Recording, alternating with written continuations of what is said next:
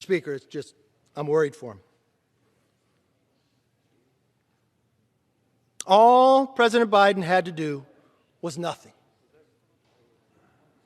Just think about where we would be today if he had done nothing. Our economy would be booming. Our supply chain would be intact. Our nation would be energy independent. Our children would be free from burdensome mandates. Our borders would be completely secure without those on the terrorist watch list coming across.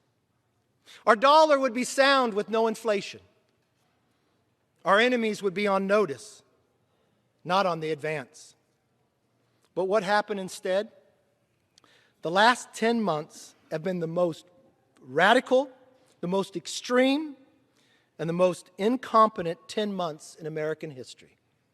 Mr. Speaker, it's one-party rule in 1 year that created all this. From their first day in office, the Biden administration has waged war on American workers, American values, American borders, American energy, and worst of all, American families.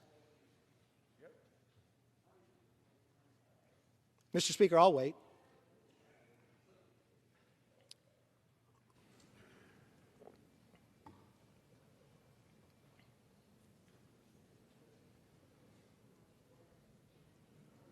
We have never seen anything like this before. Biden terminated every successful immigration policy put into place by President Trump, triggering the largest wave of illegal immigration in of all history. Mr. Speaker, I know he put the Vice President in charge.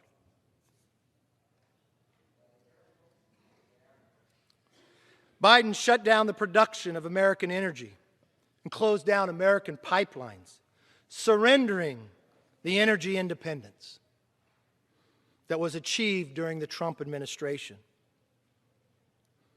Mr. Speaker, I don't know if you can remember back 10 months ago what the price of gas was, but I know every American can. When we were energy independent, it was a time when price was low. Today, the new Biden administration is making us reliant on foreign producers once again. He is literally begging OPEC to produce the energy that we could easily produce right here on our own shores. President Biden spent trillions of dollars on left-wing social engineering and printed money we did not have for projects we did not lead, leading to massive runaway inflation. Mr. Speaker, Larry Summers warned the nation about this in February. Mr. Speaker, in June or July, on a CNN town hall meeting, the President said he wasn't worried about inflation. Mr. Speaker, President Biden launched a campaign to dramatically raise taxes and regulations on our workers and manufacturers, destroying the amazing record of economic growth and job creation he inherited. Mr. Speaker, President Biden paid workers not to work and fired workers who were working because they wouldn't comply with his COVID mandates. These were the same people that were heroes a year before when we didn't have one-party rule. These were the same people who showed up to care for us and risked their lives. This supply chain crisis was dramatically worsened by the return to the failed tax, regulatory, trade, and foreign policies of the past. Mr. Speaker, and Biden used the FBI to target parents as domestic terrorists. Can you imagine that? To use your own FBI to go after parents, calling them domestic terrorists, without any evidence, simply in aiming to silence their First Amendment rights. A whistleblower just confirmed it.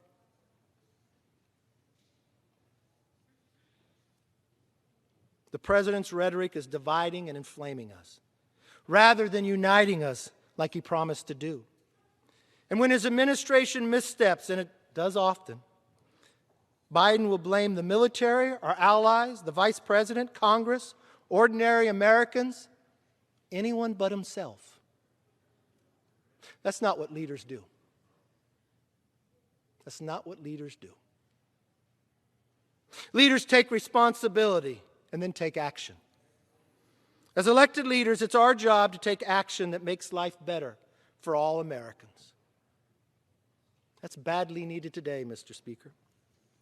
But President Joe Biden and Democrats in Congress have failed at the basic duty. Let's look at how. President Biden has defaulted to a failed economic agenda of the past.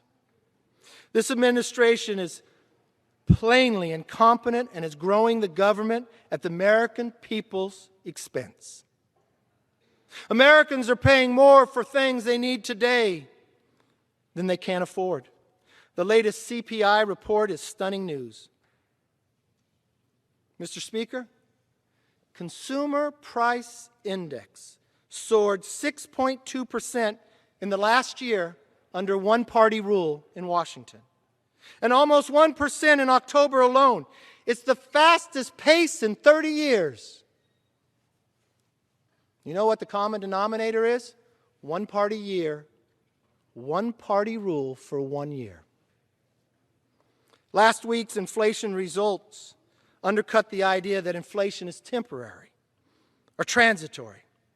If you look under the hood, the numbers suggest that higher prices are not only being passed on to consumers, they're becoming the new normal. Even the politicians responsible for inflation now concede Americans will continue to live with it for at least another year. Make no mistake, inflation is becoming implanted in our economy. Too much money is chasing too few of goods. It all started with one-party rule from 1 year in Washington. You first started with $2 trillion, now it's $5 trillion. Americans are also witnessing shortages and supply chain problems too. Again, put politics aside and just look at the numbers. They're jaw-dropping. Americans are paying $20 or $30 more on groceries per week. Thanksgiving is coming, a time Americans gather together with family and friends. I'll guarantee you what they'll talk about around that table. This is the most expensive Thanksgiving they've ever had. I know those in Virginia and New Jersey. They realize what one-party rule in 1 year can do. Americans are paying more for gasoline, the highest price in 7 years. Mr. Speaker,